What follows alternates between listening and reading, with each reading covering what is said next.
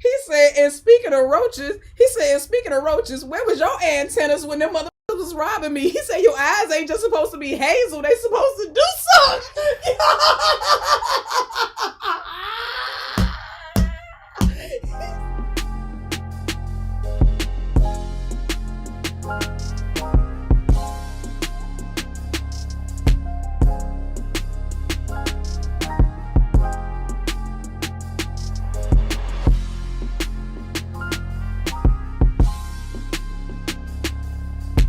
You know what? This is going to be a very interesting and again, very different. Like I told y'all, I'm diversifying my content. It's only 11 minutes. Please stick with me and enjoy the content if you will. But if you don't, I understand. But anyway, I wanted to watch this real quick because this is every receipt for Katt Williams' latest interview. Now, I watched Katt Williams' interview, all 2 hours and 46 minutes of it, okay? I watched that entire interview, and I must say that he did say some things where I was like, whatever. But most of what this man said, not only have the claims been substantiated by other people coming in and co-signing, but he got videos like video proof popping up. And everybody that he has said something about, the only thing that they can say is Well,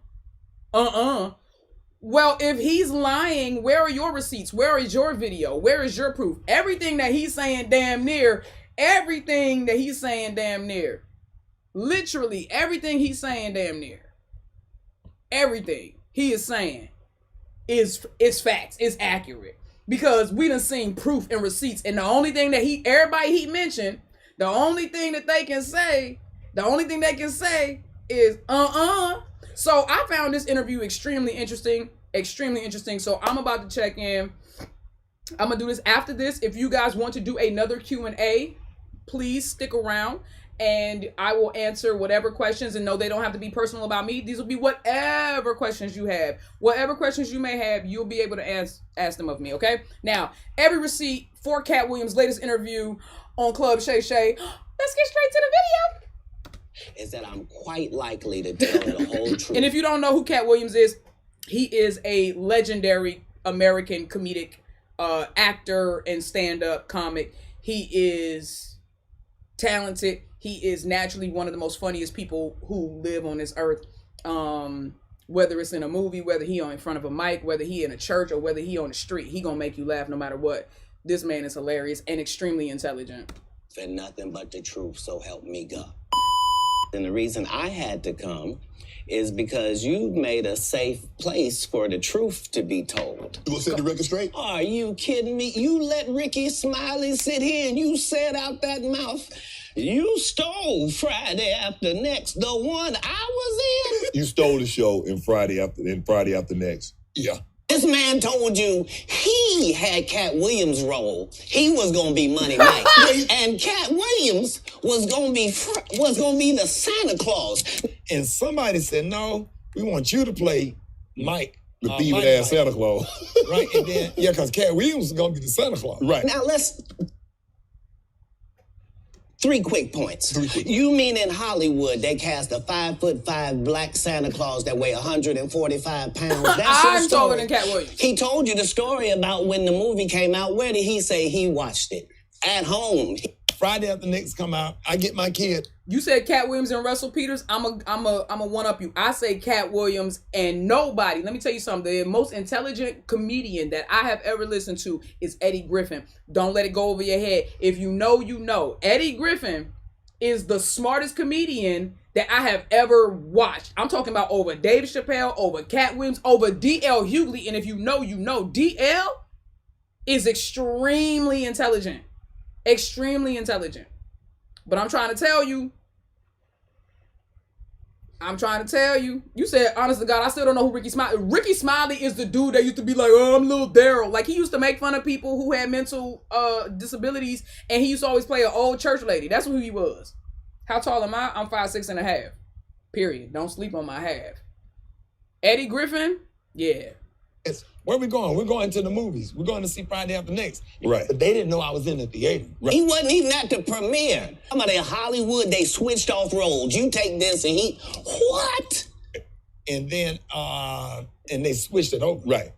I was audition number 201. Can y'all imagine Ricky Smiley playing Money Mike? Ain't no motherfucker way that. But when Katt Williams came walking out that mug with the race in his hand, you remember he came walking out with the race in his hand? He was like, and then when he walked in there, when he told that girl, he said, what did he say? He said, and speaking of roaches, where was your antennas when them motherfuckers was robbing me? He said, your eyes ain't just supposed to be hazel, they supposed to do something.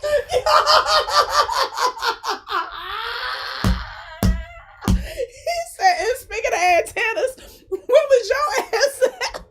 He said, speaking of roaches, where was your antennas at? He said, when these motherfuckers were robbing me.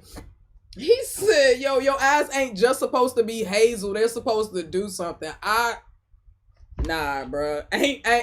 Ricky Smiley ain't nowhere near as funny. Ain't nowhere near. George Carlin is another one. George Carlin, extremely intelligent, bro. George Carlin is another favorite of mine, too. Bruh. 200 black comedians auditioned for the role of Money Mike with me. When I auditioned for Mighty Mike. Right. You're saying all 201 of us was auditioning and you had already had the role and had already shot the role in 4 days? Hit my role like in 4 days. Right. They shot all my stuff in 4 days. The truth of the matter is, the Money Mike in the original script got raped in the bathroom, and that's what Ricky Smiley was okay with. You know, so when I went in there to audition, I'm at the toilet. He said, open your eyes, you're supposed to be looking right. Katt is quick on his feet. Yeah, he is. When to use the bathroom, that's the line I had to use to audition. I put in my contract that I won't work with Ricky Smiley again unless he's in a dress. Now, what was Ricky Smiley's next movie? Next Sunday. Was it First Sunday? Oh, First Sunday. That's what it's called. Then I end up doing First Sunday. Yep. Did he wear a dress in it? You bet he did. It's in my contract. This is not even my church. That shit was funny. Yo, he was so funny in First Sunday, bro. He was so funny in First Sunday. Bro, what was that one scene when he said he's an investor? When he was talking about the deacon, when the deacon had took all the money when they was in court, the deacon had took all the money from the church. Nah, bro. Katt stole this show. He stole this show completely. The movie, I mean. All the parents that keep bringing their babies down here to get baptized without giving them a hot bath. Cedric did the same thing. Cedric told you when you asked him, did you steal Katt Williams' joke? But Katt said you stole one of his jokes. Yeah. He said it don't line up. He was talking about it don't even match up with no timelines. How it don't line up that I did it on TV in 2018? When he said, just to give you clarification, he had his years mixed up. He said what he meant to say was he did it the first time on Comic View in 1998. Then Cedric came and saw him do it again on Comic View in 1999. And then Cedric used this exact same joke in Kings of Comedy in the year 2000. I know that because that was my favorite Cedric the Entertainer joke. And I remember when I went back and I saw that Katt had did it first, I was so hurt. I never watched another Cedric the Entertainer. Well, it's not like he had another movie for me to watch, but I'm just saying I never supported anything that he did after that, bro. Literally.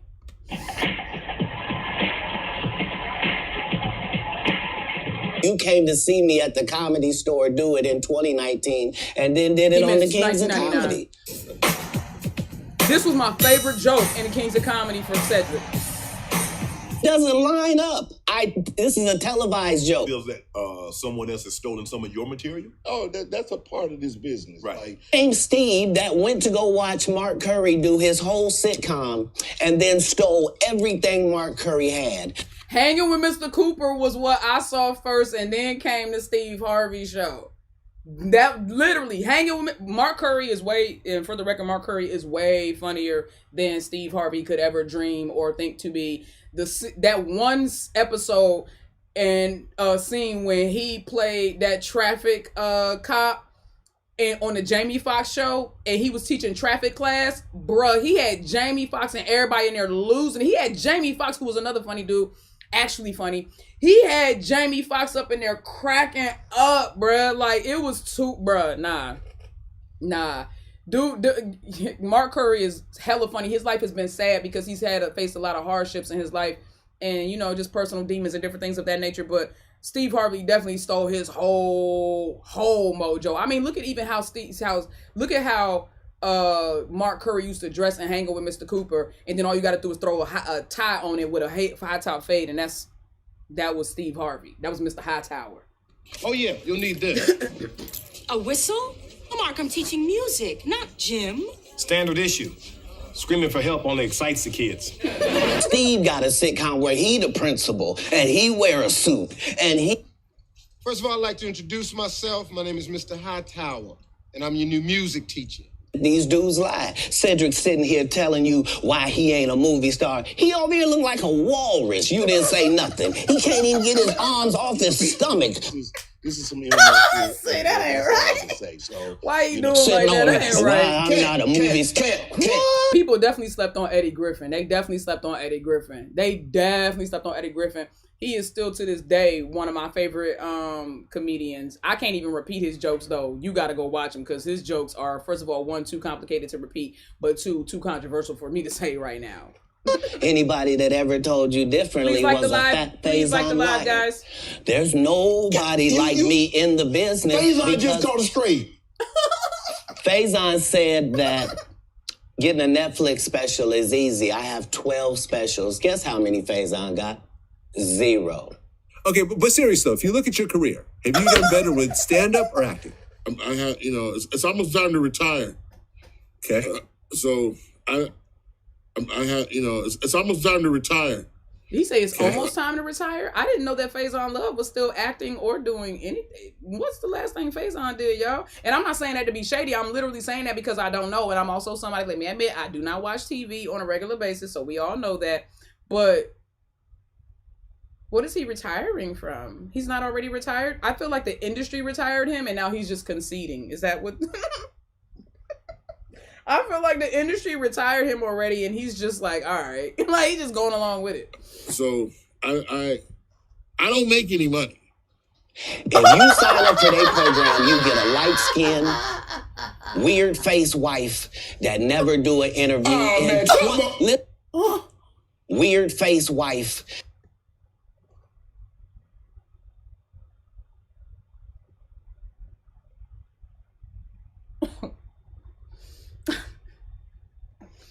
Those are some beautiful women. I'm not going to talk about the women. Well, Iniko is gorgeous. Iniko Hart is gorgeous. For sure. That never do an interview. Listen, in 20 years, won't do an interview. Nobody's ever talked to her. And that she's never been interviewed anywhere.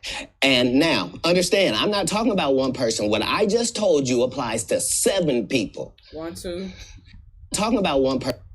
4. That's 8. What I just told you applies to 7 people. How they all end up with that. That's part of what you get. Be the villain, not the guy that raises black children and ain't never done a hard drug in his life.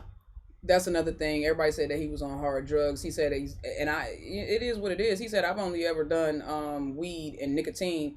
And, he drinks. Everybody drinks for the most part. And then he said, what did he say? Hold on. Be the villain, not the guy. It's the 7 kids. That's right. He adopted 7 children. No wife.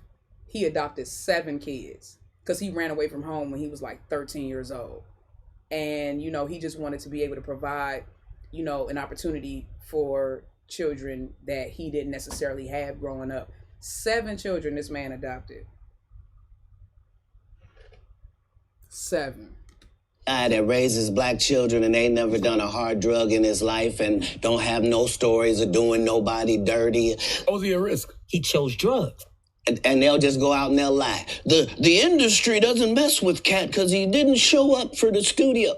You were set up to be the star. You didn't show up to work. You fucked off promo shoots. You fucked off your promo. Kevin Hart bad because Katt Williams been telling him, and Mike Epps said the same thing. Everybody say that this dude's not funny. I have told y'all, I think that Kevin Hart is situationally funny, but for him to just stand up for an hour and make you laugh. The last time one of Kevin Hart's stand-ups made me laugh, and I don't know if he switched writers because he don't necessarily write his own jokes. But the last time his stand-ups were funny was when he was writing his own jokes, and that was back, or I think like his first two stand-ups. And then the last time I actually laughed at anything that he said was probably Laugh at My Pain, but the whole thing wasn't funny. He just had a couple of cool one-liners, but again, nothing.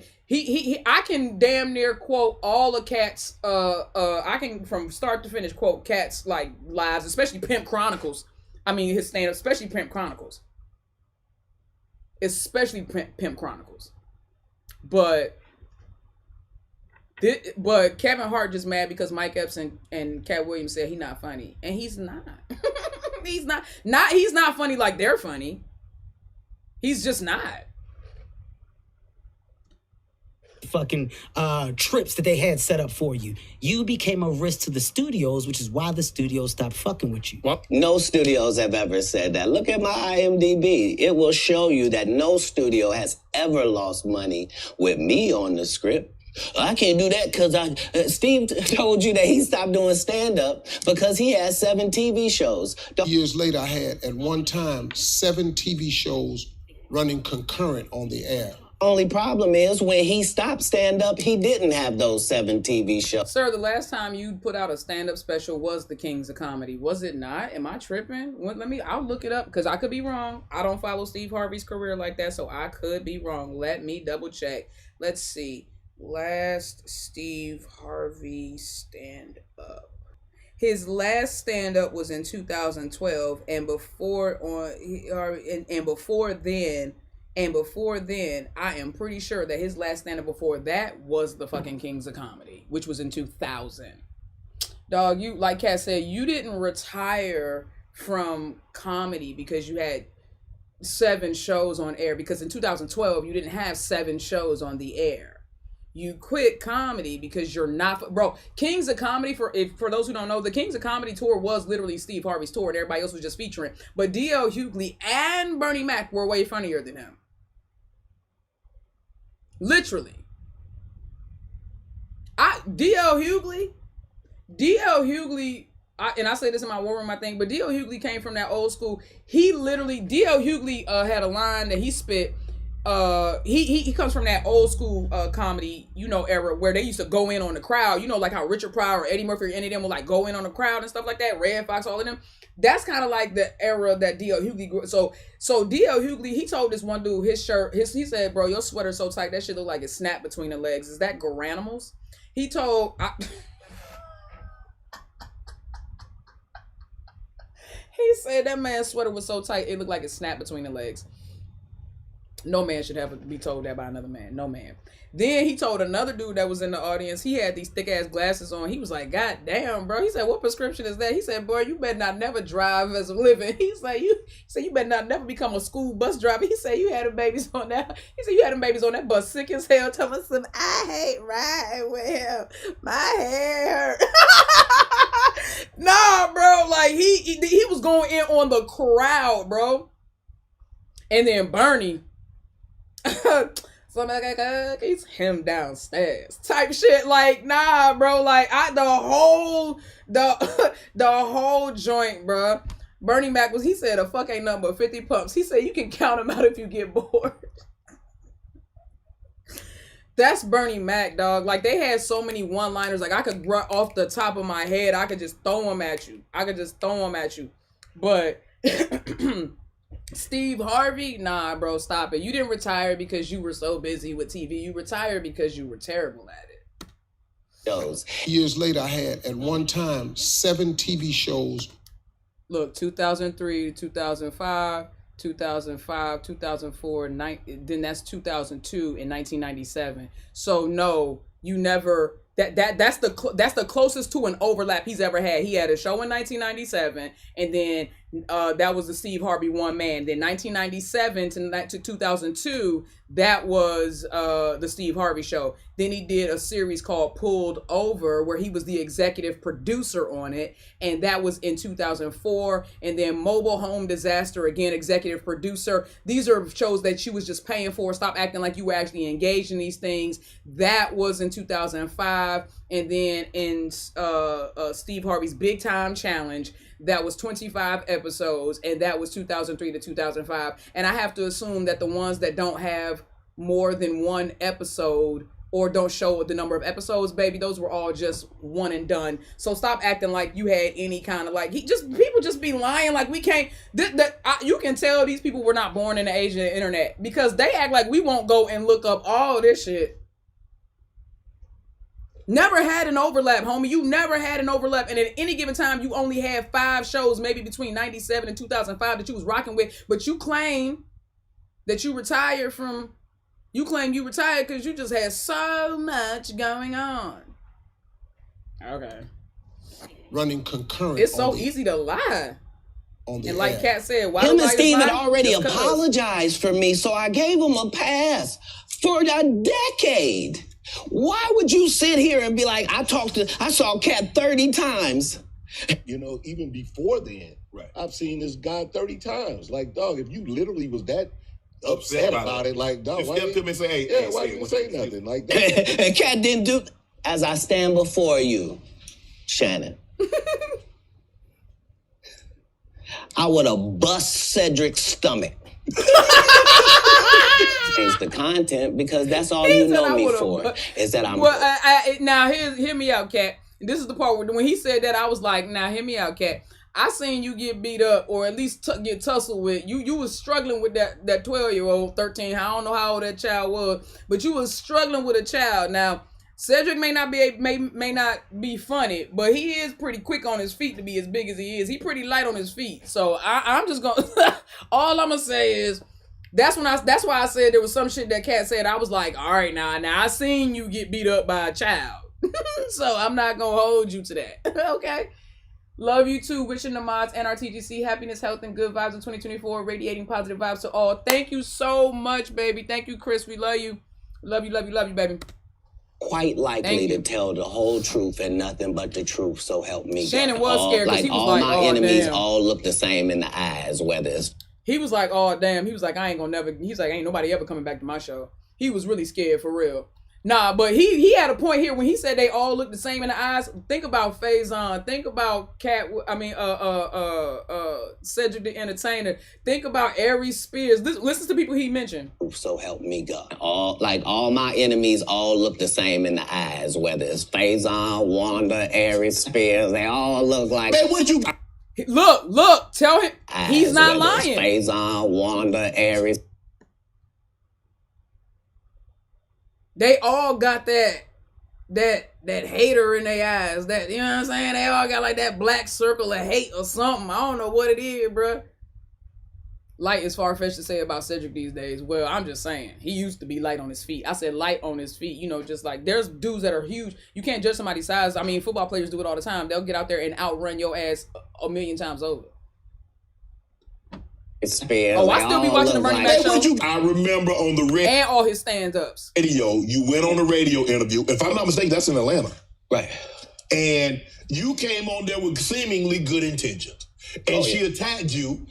Yo, that Wanda joint, bruh, when I tell you, that shit was hilarious. They got them panda eyes. Thank you. That's what it is, Kinky, the panda eyes. It wasn't just that part. It was the fact that before I go in there, she has a conversation about, okay, now, I just want to talk to you because you just won an Emmy for the city of Atlanta, and this is in Atlanta, and they just want to hear about the Emmy and hear from you and to thank you for what you did putting the city on. Friday Night Step Comedy Jam. We won't talk about your kids. We won't talk about jail. We're good at telling us about what's going on. When I tell you the way he went in on this woman, look. On in jail. Not the right one. The way he went in on this woman. And you're big Turn in it prison. down. And you're Yes, big in ma'am. prison. I've never been to prison. You have 19 felonies, times. no convictions. Yeah, Knock it off. Prison and jail aren't the same. No. Okay, No. calm No down. cases. He said, We ain't no. gonna talk about none of that. He said, bitch, 19 felonies and no convictions. He said, I've never been to prison. Prison and jail are two different things. No. No.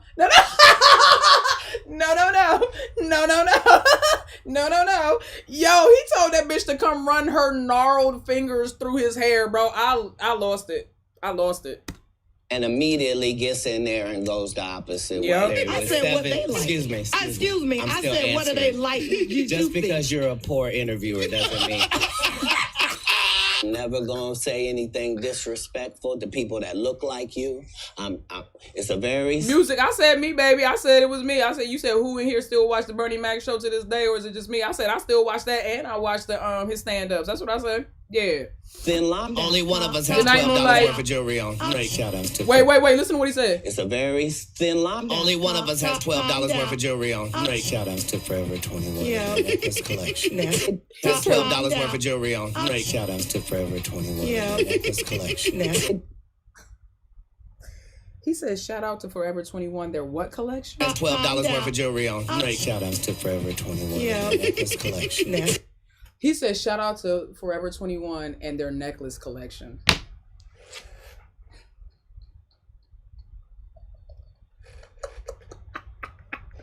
He said, shout out to Forever 21 and their necklace collection. They tried to kill me this same. Oh, and let me tell you something. He fried her, for those who don't know the situation, he fried her so bad on her own show, because that was her show, her radio show. Everybody else was just a host there, or a co-host. He fried her so bad on her own show. She legitimately had her husband pull up to the studio right after they got off air with a gun trying to end this man's life. I said, that's when you know you funny. That's when you know you hurt somebody's feelings. That's when you know you fried. Katt is naturally funny. If you took Katt and you sat Kevin Hart across from him, Kevin Hart wouldn't last 5 seconds. Oh, God, no. No. Name a comedian you could sit across from this dude and he wouldn't eat them up, bruh. Legitimately. There are some that will go toe-to-toe for sure. But, yo, Kevin Hart ain't one of them. He's just not. Cedric the Entertainer ain't one of them. Steve Harvey ain't one of them. And you take any of those four and put them across from D.L. Hughley or Bernie Mac, they're going down. They're going down. Weekend. Not in jokes. The ones that make your neck green. Look. A real gun in my real face on a real camera. Understand I'm... Literally. A real gun in my real face on Katt a was real like, what? camera. Understand I'm losing my life for participating in something that goes along with my job. Katt what's up? It's two comedians. What are you doing? saw Katt, hey, bro, I ain't gonna hold you though. Katt was little. Katt 5'5", and that was a big ass dude. That was a big ass dude. I would have just been like, I ain't got time for all of that. I'm not. You got a gun. Now here's my question, dude. That big, what he even got a gun for? What does he even have a gun for? If I'm looking at somebody that small, I'm not pulling out no gun. But Katt, if I was Katt, I would have pulled out a gun. For sure. You said Eddie Murphy or Eddie Griffin? Oh yeah, that'd be a good one. Eddie Murphy, Eddie Griffin sitting across from Katt, that'd be a good one. Dave Chappelle sitting across from Katt. D.L. Hughley sitting across from Katt. That would be a good one. Who else was real good at frying people? Jamie Foxx sitting across from Katt would be a real good one too. Just to see how they would play off each other. Yeah, man. Same here as a king in his own making. That she said it was going to be very professional. Oh, you won an Emmy. Congratulations. You put the city on. You own for the city. Yada, yada, yada. And now, did she mention anything about the Emmy on camera? No, she didn't. I believe you saw the video. I saw that. No, she didn't. If you can't get your blood pressure down, you can't call me down. If you can't get your blood pressure down, you can't call me down. Not if you can't get your blood pressure down, you can't calm me down.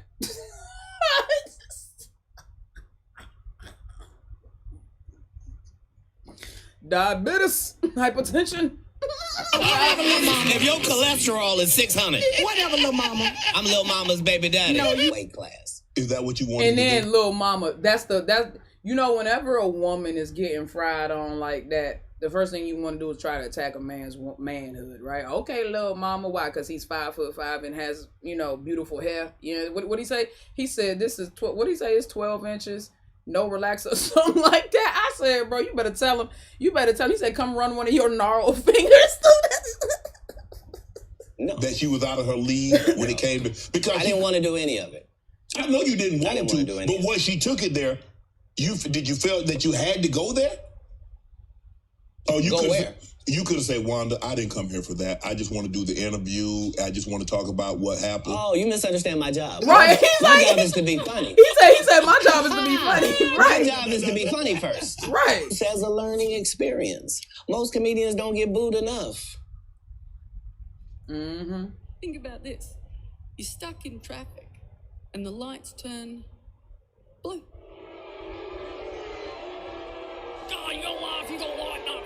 I mean, this is how you end up with a Michael Blackson, who's a real African doing a fake African accent. Okay, Stop you mother suckers! You know what? I mean, I'm not gonna say me and Katt been like, you know. This guy is mad at.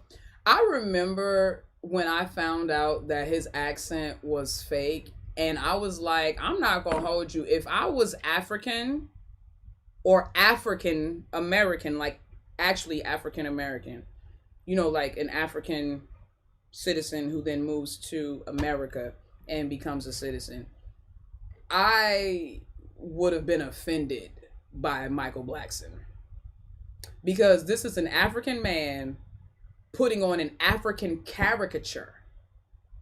It's like when, you know, it's like when anyone makes it's a minstrel show. I'm sorry, like it's a minstrel show. I didn't even know. How was that funny? That's what I'm trying to say. Like, how was he, hey, mother sucker? And that's another thing. I never found Michael, and to this day, still don't find Michael Blackson funny. He is not funny. The funniest thing he ever did was when he was in, what was it? Friday After Next. Was when he was in the, in the Friday After Next. And he was in a store. And honestly, it was Mike Epps that made that scene as funny. He said, I can't get jiggy with this shit, mother sucker. But it was when Mike Epps said, he's like, why? He said, you look like you've been gnawing on this shit. He said, why is it broken? He said, you look like you've been chewing on this shit. I feel like that scene was as funny as it was because it was Mike Epps and him. If it had just been him and anybody else, I don't think it would have been as funny. Like, that's just my personal opinion. Mike Epps really made that shit funny. You know what I'm saying? He said, I can't get jiggy with this shit, mother sucker. And Mike Epps was like, but you look like, he was like, I can't take it. Like, you look like you've been gnawing on this shit, bro. Bro, you've been chewing on CDs, my guy. You gotta relax. And me, all I did was give him the best advice of his life. Remember, he was wearing dirty dashikis, and I told him he needed to dress to be in the position that he's trying to say that he's in. And if you're the African king of comedy, sir, there's actually comedians in Africa doing that comedy. Was major. You call yourself the king of the African king of comedy, but have you done any stand-ups in Africa, in any of the many countries in Africa, and then proven yourself to be the funniest person coming out of Africa? I know he lying, because them Nollywood movies, bruh, those Nollywood movies, bruh, everybody in the Nollywood and all of Nollywood is funnier than anything Michael Blackson has ever done. Like, I'm so serious. Like, bruh,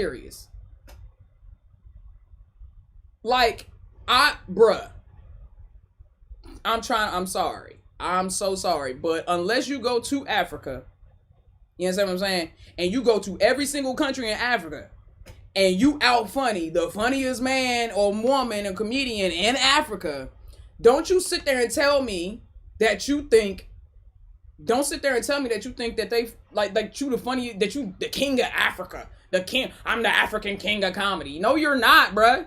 No, you're not. Shut up. For the African king of comedy, ladies and gentlemen, this is Michael Blackson. Gotta put in some work. And these guys, they take my advice. Nollywood. They change their whole persona. He did. And then they hate me for it. And you know what? I mean, I'm not gonna say me and Katt been like, you know, best friends or we're friends, but we're more like always been like associates. Like we. This is the reckoning.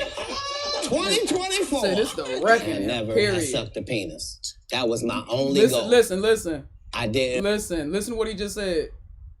You know how Hollywood get down. And never has sucked a penis. That was my only goal. I didn't want to get with a white woman because I was scared she might have me running down the street like Jonathan Majors. Now, I've had to turn down $50 million 4 times. Hey, Jonathan Majors in a full sprint, bruh, and still got found guilty. Coretta Scott. Dr. Coretta Scott. Was she a doctor? I don't know. I might have just added that, but... Come on, dog. Come on, dog. Yeah, I'm making a full sprint. $50 million 4 times. Full sprint. 4 times. Just to protect my integrity and that virgin hole I was telling you about. Right. Because P. Diddy be wanting to party. I like when you like this, Daddy. We partied for my birthday before. You came to my party. No, but me and you ain't never really party, you know what I'm saying? And you gotta tell him no. Y'all can say whatever y'all want to say and believe whatever y'all want to believe. I know he telling the truth about Diddy. Everybody knows he's telling about the truth. People have known about Diddy for the longest time, and everybody knows that Diddy was always way worse than R. Kelly or anybody else that you think that they mentioned. Diddy, I'm not gonna call him the Black Jeffrey Epstein, but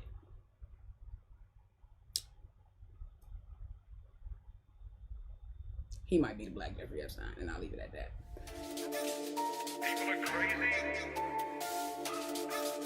People are crazy. People are crazy.